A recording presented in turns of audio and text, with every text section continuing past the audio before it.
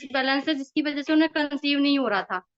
Doctor को खूब दिखा रही थी, दवाइयां ले रही थी, जैसे ही हार्मोन्स ठीक होते थे कंसीव होने की उसको दवाई मिलती थी, तो फिर भी नहीं हो पा रहा था।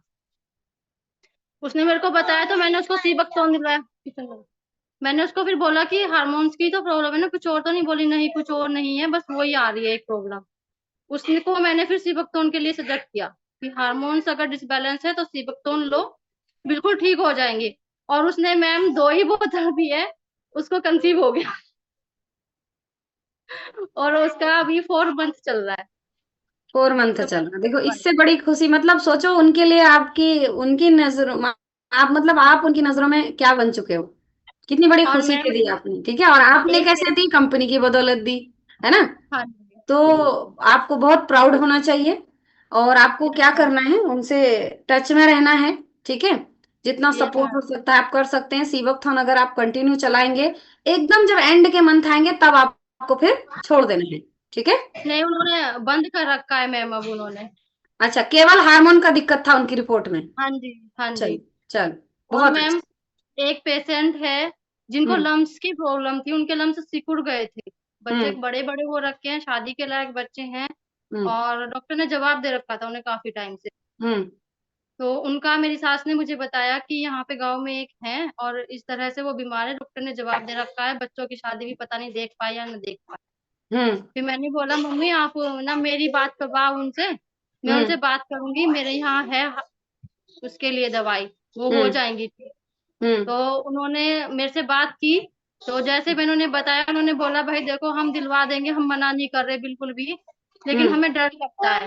हम्म, मैंने फिर विकास सर से बात की इस बारे में, तो उन्होंने हम्म, बोला कि 100% दो।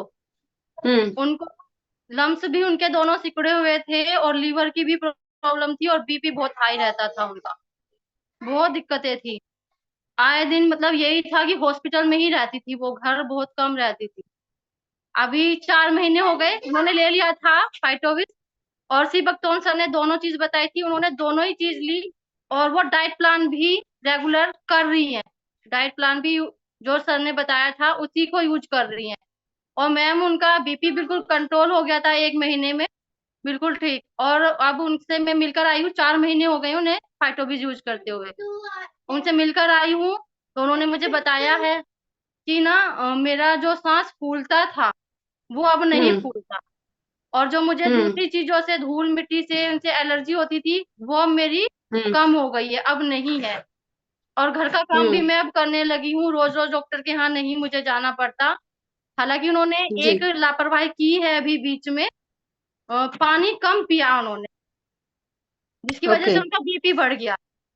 उनका फोन आया हम्म, मेरे पास, मैंने बोला आप पानी कम पी रहे हो? कह रही नहीं मैं सही पी रही हूँ।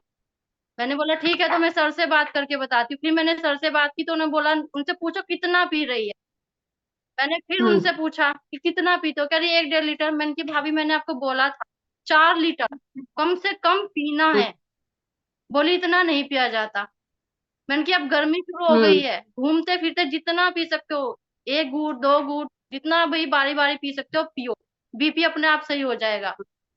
उन्होंने पिया हम्म, तो उनका बीपी फिर से सही हो गया।